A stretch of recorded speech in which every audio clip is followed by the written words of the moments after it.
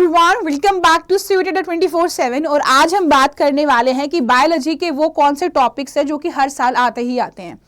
देखो ऐसा होता है कि हम जब भी पेपर देते हैं ना, उसके अंदर 30 to 40% हमेशा सेम पैटर्न आते हैं, सेम चीजें आते हैं। पैटर्न तो खैर हमेशा ही सेम है, बट हाँ सेम टॉपिक्स आते हैं, डिट्टो टॉपिक्स आते हैं। और जो 70% रिमेनिंग पार्ट होता है वो आपका थोड़ा बहुत हल्का फुल्का चेंज होके और आपका जो प्रीवियस ईयर क्वेश्चन से रिलेटेड है बट थोड़ा मॉडिफाई होके आपका आता है। तो आज हमको वही बात करने के वो कौन से टॉपिक हैं जो कि आपके हमेशा आपको एग्जाम में देखने को मिलेंगे ही। और ये हम बायोलॉजी के लिए बात कर रहे हैं, तो यहाँ पे आपके चैप्टर वाइज हम बात करेंगे।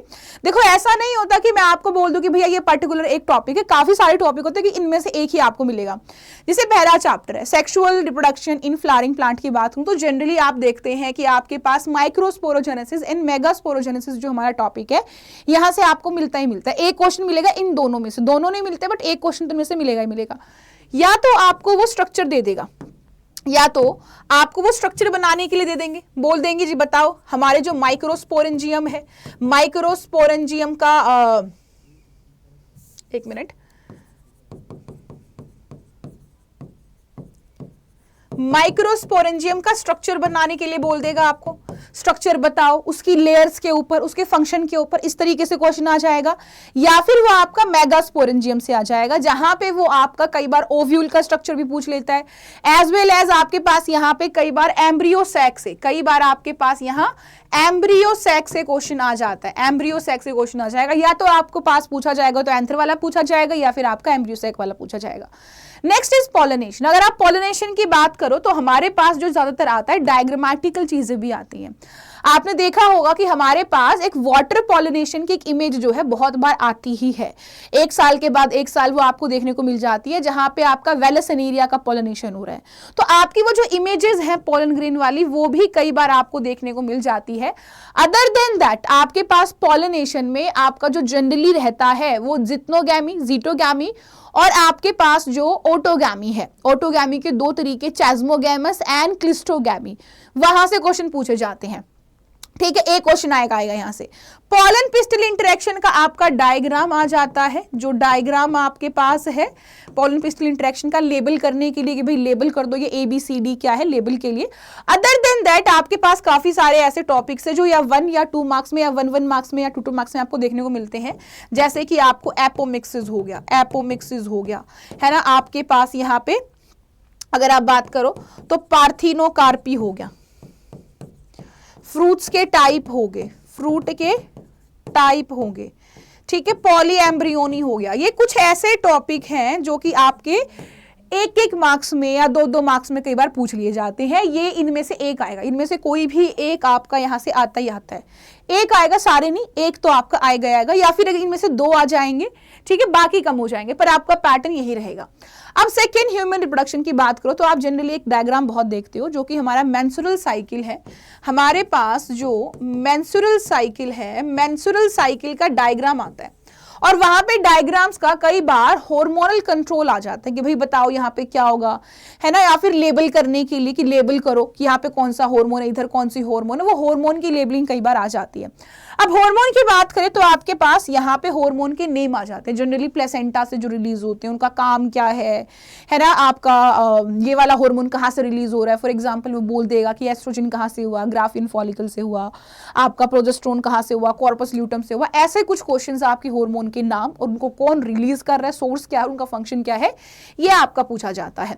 गैमीट्स के डायग्राम आपके पास एग का या फिर स्पर्म का डायग्राम दे देगा लेबल करने के लिए, या फिर बोल देगा जी तुम लेबल करके बनाओ, वेल एंड नीट, अच्छा सा डायग्राम बनाओ। इसके अलावा एम्ब्रियोनिक डेवलपमेंट आपसे पूछा जाएगा। अब याद रखना अगर आपसे हार्मोनल कंट्रोल पूछेगा तो एम्ब्रियोनिक डेवलपमेंट नहीं पूछेगा, अगर एम्ब्रियोनिक डेवलपमेंट पूछ रहे तो हार्मोनल नहीं पूछेगा। इन दोनों में से एक क्वेश्चन 5 नंबर के में आपको आते ही आते हैं। नेक्स्ट हमारे पास नेक्स्ट चैप्टर है रिप्रोडक्टिव हेल्थ। ये वाला चैप्टर यहाँ से 5 मार्क्स के क्वेश्चन थोड़े कम ही पूछे जाते हैं, 2 या 3 मार्क्स में रह जाता है। जैसे नेचुरल बैरियर के बारे में पूछ लेगा, आपके पास लास्ट ईयर लैक्टेशनल अमेनोरिया के ऊपर क्वेश्चन आया हुआ था, आपको 2 नंबर में करना था उसको आंसर। आईयूडी के ऊपर आ जाता है, आपके पास कॉपर वाली आईयूडी है, राइट, आपके पास हार्मोन वाली आईयूडी है, आपके पास नॉन मेडिकेटेड आईयूडी, उनका फंक्शन, आईयूडी के नेम एंड उनके फंक्शंस आपके जनरली यहाँ पे देखने को मिलते हैं। अब यहाँ पे कई बार आपको जिफ्ट या फिर आपका जो आईयूटी, ये आपका जनरली यहाँ पे देखा जाता है, ये जनरली आपका देखा जाएगा। और इसके अलावा या तो ये दोनों आएंगे या फिर आपका ICSI, इन दोनों में से आएगा। एमटीपी के ऊपर जो क्वेश्चन आते हैं वो अमीनो सेंटेसिस को लेके आ जाते हैं, या फिर इलीगल क्यों है ये पूछ लिया जाएगा, एमटीपी कब की जाती है, तो ऐसे 2 या 3 नंबर में क्वेश्चन आपका यहाँ पे पूछा जा सकता है। इसके अलावा अगर मैं बात करूं आपका प्रिंसिपल बेसिस ऑफ इनहेरिटेंस में, तो आपके जो generally di hybrid, mono hybrid आजकल थोड़ा कम पूछ रहा है, कई बार वो चांस हो तो पूछ लेता है, बट मोनो आपका क्रॉस हाइब्रिड का बनाना या डाई हाइब्रिड का क्रॉस बनाना, उनकी रेशियो पूछना, ये आजकल नहीं है, ये चीजें कम हो रही है। अब क्या पूछा जा रहा है ज्यादा, आपका पूछ लेगा भी इनकम्प्लीट डोमिनेंस बताओ, है ना, को डोमिनेंस बताओ, या फिर कई बार आपके पास डेफिनेशन पूछ लेता है वो प्लियोट्रॉपी की डेफिनेशन बोल देगा, आपको बोल देगा जी पॉलीजेनी की डेफिनेशन दो, इसके एग्जांपल दो, फिनाइल कीटोनूरिया PKU के ऊपर क्वेश्चन पूछ लेगा, ठीक है। बट सबसे ज्यादा क्वेश्चन जो रिपीटेड है ही है जो सेक्स डिटर्मिनेशन, कई बार बर्ड्स में, कई बार इंसेक्ट्स में ये आपका पूछ लिया जाता है। डिजीज में आपका हीमोफीलिया पूछ लिया जाता है, और कई बार कलर ब्लाइंडनेस, अगर हीमोफीलिया नहीं तो कलर ब्लाइंडनेस वो पूछ लेगा, या sickle cell anaemia. Sickle cell anaemia को हम नहीं भूलेंगे, या तो आपके पास जो डिजीज आएगा वो हीमोफीलिया वाला आएगा, या सिकल सेल एनीमिया के ऊपर भी काफी सारे अच्छे क्वेश्चंस आपके यहाँ पे पूछे जाते हैं। क्रोमोसोमल डिसऑर्डर जैसे कि टर्नर सिंड्रोम है ना, डाउन सिंड्रोम है, क्लाइनफेल्टर सिंड्रोम है, ये क्वेश्चन 1 to 3 मार्क्स में आपके पूछ लिए जाते हैं, डिफरेंशिएट करने के लिए पूछ लिया जाता है। नेक्स्ट, अब ये वाला जो चैप्टर है यहाँ पे ज्यादातर ये भी लेबलिंग के लिए आता है, जैसे कि आपके पास ट्रांसक्रिप्शन फोक की एक लेबलिंग के दे देगा, बताओ भी ये क्या चीज है ना। जनरली आपसे जो दिया जाता है, आपने देखा होगा कि ट्रांसलेशन या ट्रांसक्रिप्शन में आता है भी वो दे देगा एक mRNA है, उसके ऊपर राइबोसोमल RNA है ना, फिर आपका एक प्रोटीन की पेप्टाइड चेन बनी हुई, तो लेबलिंग के लिए देता है ये कौन सा पार्ट है, ये कौन सा पार्ट है। जनरली बच्चे सिग्मा फैक्टर और आपका RNA पॉलीमरेज में कंफ्यूज हो जाते हैं। आपको पता है यहाँ पे आपका सिग्मा फैक्टर होता है, तो यहाँ पे RNA पॉलीमरेज ऊपर होता है, तो यहाँ से लेबलिंग के लिए बोल देगा कि बताओ ये क्या चीज और ये क्या चीज है, ये RNA पॉलीमरेज, ये आपका सिग्मा फैक्टर है। ये इस तरीके से क्वेश्चंस आपके पूछे जाते हैं लेबलिंग के लिए। तो आपका ट्रांसक्रिप्शन एंड ट्रांसलेशन जनरली ये डायग्रामेटिकल क्वेश्चंस आपके पूछे जाते हैं, जो आजकल ट्रेंड है। इसके अलावा आपके पास आपका लैक ऑपरोन पूछ लेगा, डायग्राम दे देगा, या फिर अदर कुछ पूछ लेगा, कोई कंडीशन देके। इसके अलावा जो एक क्वेश्चन तुमको हम मिलेगा ही मिलेगा, या तो हर्शी एंड चेस का मिलेगा, ठीक है, या फिर तुमको वहां पे कोई दूसरा ग्रिफिथ का मिल जाएगा, सेमी कंजर्वेटिव के लिए आपको मिल जाएगा। एक्सपेरिमेंट्स भी, कोई एक्सपेरिमेंट है और उसके किस साइंटिस्ट ने करा और उसका क्या रिजल्ट रहा, ये एक क्वेश्चन तो हमेशा ही पूछा जाता है, ठीक है। एक डिजीज का क्वेश्चन हमेशा, या तो सिकल सेल एनीमिया, हीमोफीलिया और कलर ब्लाइंडनेस, इन तीनों में से एक क्वेश्चन आएगा। थैलेसीमिया के लिए बहुत कम पूछा जाता है, आज तक इतना कोई ज्यादा क्वेश्चन आया नहीं, एक बार आया होगा मुश्किल, रिपीट नहीं होता ये क्वेश्चन, ये ऐसे टॉपिक है जो रिपीट होते हैं, ठीक है। अब यहाँ पे नेक्स्ट हमारे पास Hardy Weinberg equation, very important, very very very important. यहाँ से फिक्स क्वेश्चन, इसके अलावा कहीं से नहीं आएगा, या तो आपका इंडस्ट्रियल मेलानिज्म से, अडेप्टिव रेडिएशन से, आपका हार्डी-विंगबर्ग से, या डाइवर्जेंट कन्वर्जेंट इवोल्यूशन और उसके एग्जांपल्स, ये डायरेक्ट क्वेश्चंस यहाँ से आते हैं। कभी भूला भटका हो सकता है कि भाई ह्यूमन इवोल्यूशन से एक आधा क्वेश्चन पूछ ले, तो आपको 1-2 नंबर में वो याद कर लेने, बट ये वो क्वेश्चन आपको जो मैं टॉपिक बता रही हूँ 5 मार्क्स वाले बता रही हूँ, 4 और 5 वाले जो आपके हैं, बाकी 1 to 3 तो कोई भी टॉपिक आ सकता है, ठीक है। आगे हमारे पास ह्यूमन हेल्थ एंड डिजीज है, जो हमेशा एक क्वेश्चन हमेशा ह्यूमन हेल्थ एंड डिजीज में हमारे पास आता ही आता है, that is AIDS and malaria. या तो आपके पास जो प्लाज्मोडियम है, प्लाज्मोडियम का लाइफ साइकिल बोल देगा जो मलेरिया के अंदर है, या फिर एड्स का बोल देगा कि भाई किस तरीके से रेट्रोवायरस इन्फेक्ट करता है, आप वो हमें बताओ डायग्राम की हेल्प से, ठीक है।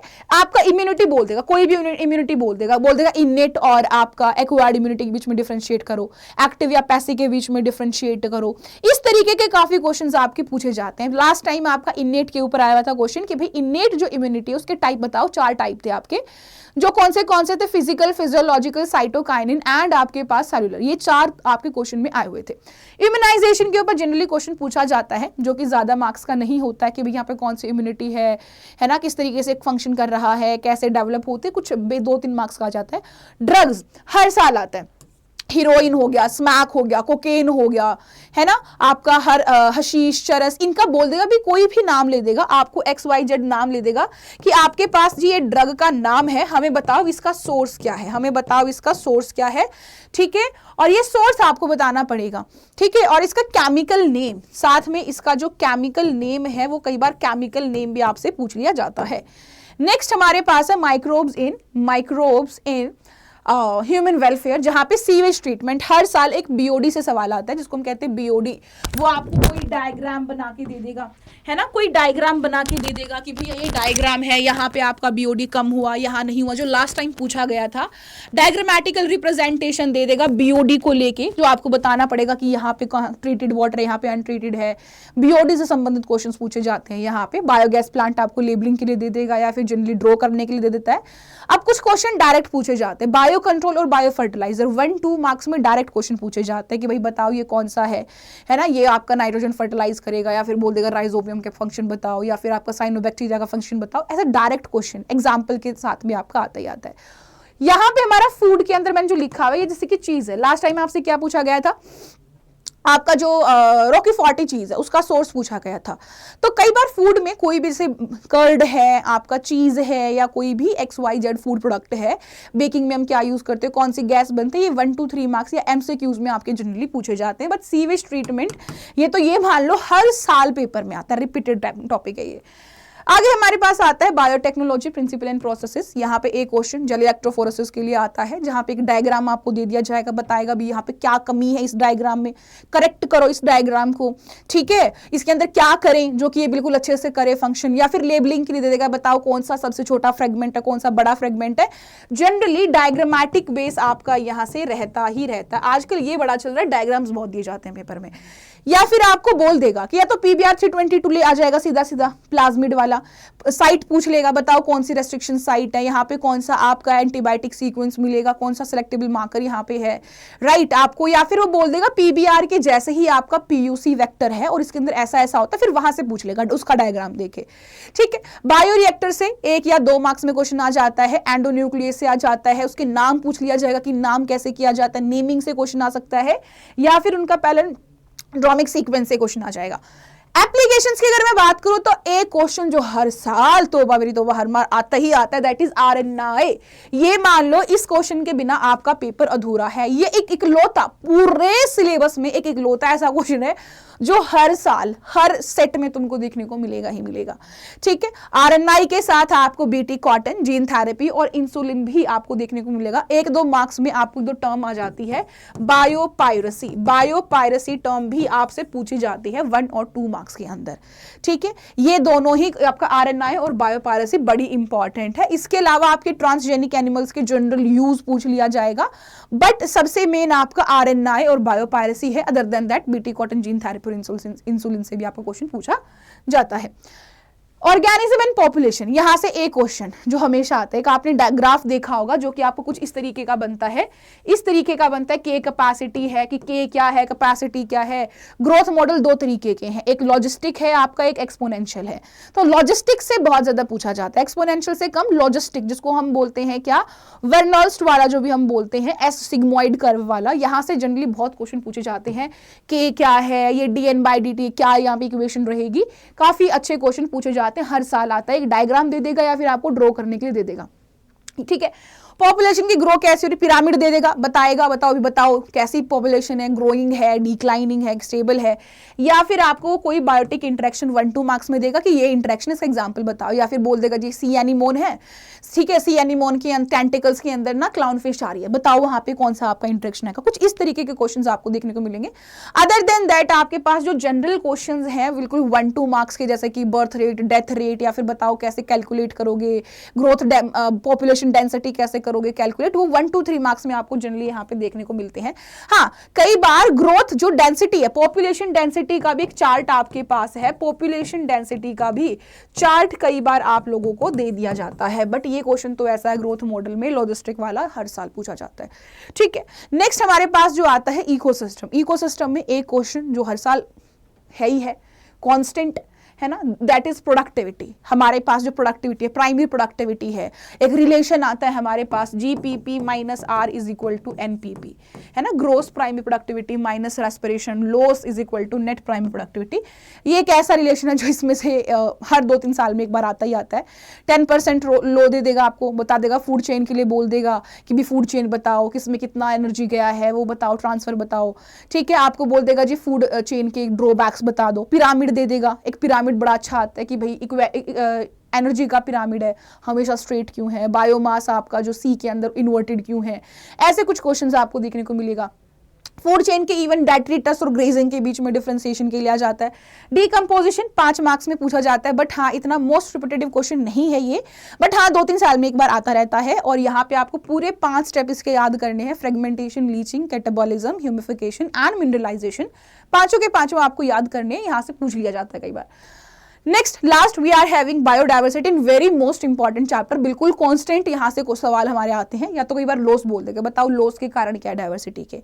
और आपको एक स्पीशीज एरिया रिलेशनशिप जिसको हम्बोल्ट ने दिया था, अलेक्जेंडर वोन हम्बोल्ट ने जो ग्राफ दिया था स्पीशीज एरिया रिलेशनशिप को लेके, वो क्वेश्चन बहुत पूछा जाता है यहाँ से, ठीक है। और आपको वो पूरा ग्राफ सब पूछा जाता है यहाँ से, ठीक है। कंजर्वेशन आपका, ठीक है, कंजर्वेशन के तरीके क्या है, और साथ में पैटर्न भी आपको याद रखना है। कई बार पैटर्न दे देगा, अर्थ का ग्लोब दे देगा, बताओ कहां से कहां इक्वेटर से पोल की तरफ जाएंगे, कहां से कहां डाइवर्सिटी कम ज्यादा हो, ये पैटर्न दे दिया जाता है। हॉटस्पॉट बड़ा पूछा जाता है, इंडिया के अंदर 3 हॉटस्पॉट हैं, आपको याद रखना है, इंडो बर्मा रीजन है, वेस्टर्न घाट्स हमारे पास है, हिमालयन रीजन है।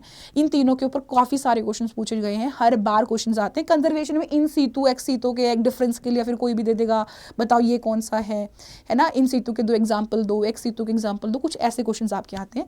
तो ये थी आपकी इंपॉर्टेंट टॉपिक्स जो कि हर साल रिपीट होते ही होते हैं। अगर आप सिर्फ इन टॉपिक्स को भी कर लोगे तो ये मान लो आप 70 का 70 आप अपने सीबीएसई बोर्ड में अटेन कर पाओगे बायोलॉजी के अंदर। और अगर आपको कोई भी कोर्स लेना है, you want to buy anything CUET के लिए, नीट के लिए या फिर स्कूल के लिए, तो you are having code Y697S जिससे आपको मिलेगा मैक्सिमम डिस्काउंट, ठीक है। अब thank you so much and wish you all the best. अब हम मिलेंगे नेक्स्ट सेशन में। हम बायोलॉजी का जो सेशन होता है वो हम लेते हैं 11 बजे, मंडे, वेडनेसडे, फ्राइडे के अंदर 11 बजे हम सेशन लेते हैं, जहां पे मैंने इंपॉर्टेंट क्वेश्चंस आपके कराए भी हैं, हर लेक्चर के, हर चैप्टर के आपके ये हो चुके हैं, कंप्लीट हो चुके हैं। आज ही मैंने आपका बायोडाइवर्सिटी एंड कंजर्वेशन को कंप्लीट किया है। अभी नेक्स्ट जो आपके पास आएगा मंडे, वहां से हम एक फ्रेश सीरीज शुरू करने वाले हैं, तो you should join from the Monday, right. And thank you so much, मिलते हैं 11 बजे बायोलॉजी क्लास में, बाय बाय।